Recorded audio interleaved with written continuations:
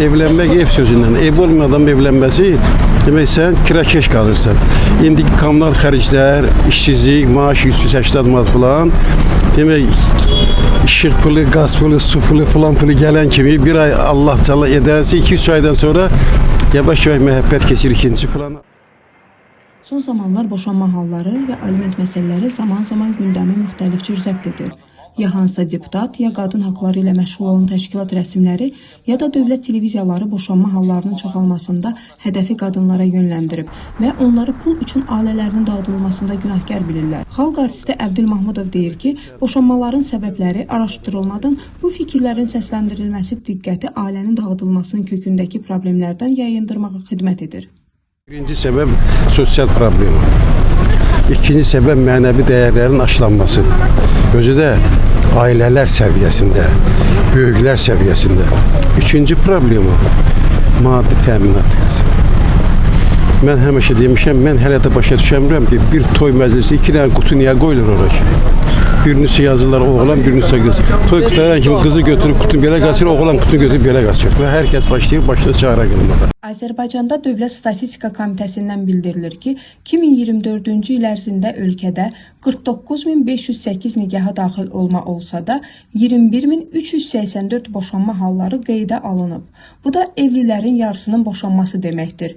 2025-ci ilin ilk ayında isə 1814 boşanma olub. Təşəbbüskarlar qadınlar olur, yəni onlar boşanma ərizəsini verir və mən bu statistikaya inanıram. Çünki ailədə əziyyəti ən çox qadın çəkir və məntiqlə də onun boşanmaq istəyi daha çox olur.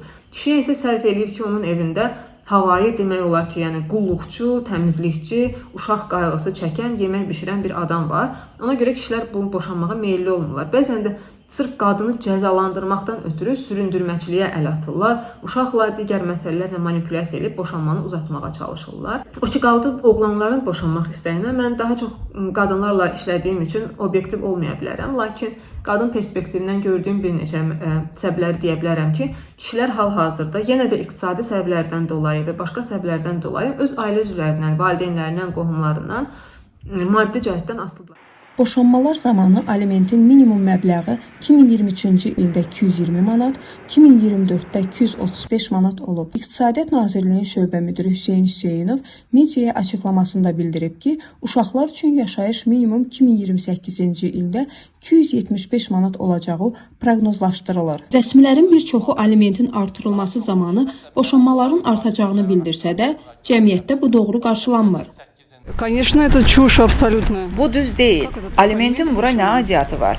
Alimentin boşanmaya heç bir aidiyyatı yoxdur. Mən 20 ildir ki evliyəm. Yox, elə bir şey ola bilməz. Çünki aliment olmalıdır, mütləq olmalıdır. Çünki elə pis, necə deyim, hər iki tərəfdən insanlar var ki, onlar mütləq pul ödəməlidir övladları üçün. Yəni o borcdan qaçmamalıdır. Necə alimenti ləğv etmək olar?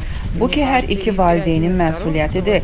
Mənə elə gəlir ki, birinci və ikinci, kim ki uşaqları tərbiyə edir, kimlə ki uşaq daha çox qalır, belə deyək də, valideynlərdən biri hansı ki uşağı tərbiyə edir, onu üzərinə götürür. Amma ikinci hansı ki vaxtı yoxdur, minimum vaxt ayırır, bazar günləri, uşağın həyatında heç bir rolu olmur və bununla bərabər də hələ pul da vermirsə, bu doğru değil. Tabii yani bunu özellikle yapan insanlar var herhalde. Ama yani şimdi nafakayı ödeyecek taraf erkek olduğu için erkeğin ekonomisi de önemli. Ekonomisi iyi olan birinden para almakla ekonomisi kötü olan birinden para almak sıkıntılı olabilir. Aktivist Günləri Mehdiyeva deyir ki, boşanmalara səbəb aliment almaq ola bilməz.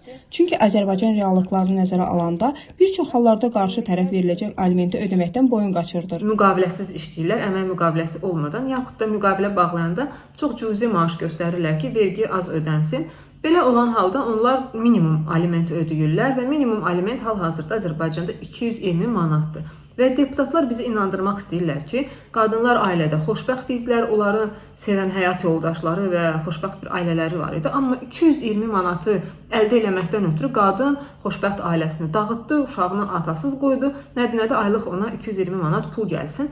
Və Azərbaycanda yaşayan hər kəs çox yaxşı bilir ki, 220 manat insana güclə bəhs eləyəcək bir məbləğdir. O pulla uşağı ancaq çox çətinliklə saxlamaq olar və o pulla heç cür zənginləşmək olmaz.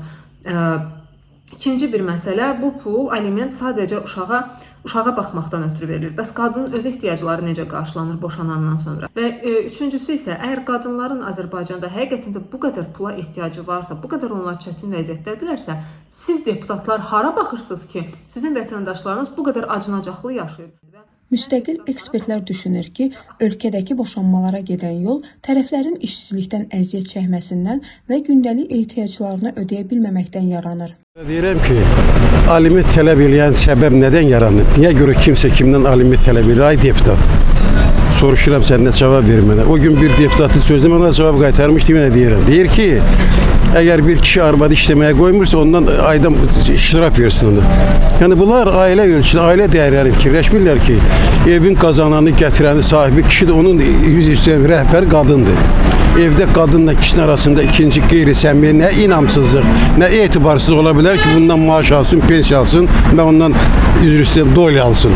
Bunlar o qədər gəliblər ki, doyla almaq. İstəyirlər ki, ailədə də bir-birindən doyla alaq falan. Kökündən səhv və yanlış fikir bizim xalqa yabancı, yad olan eybəcər bir fikirdir. Bu rədd edilməlidir və elə söz danışan haqqında cinayət işi qaldırmaq lazımdır.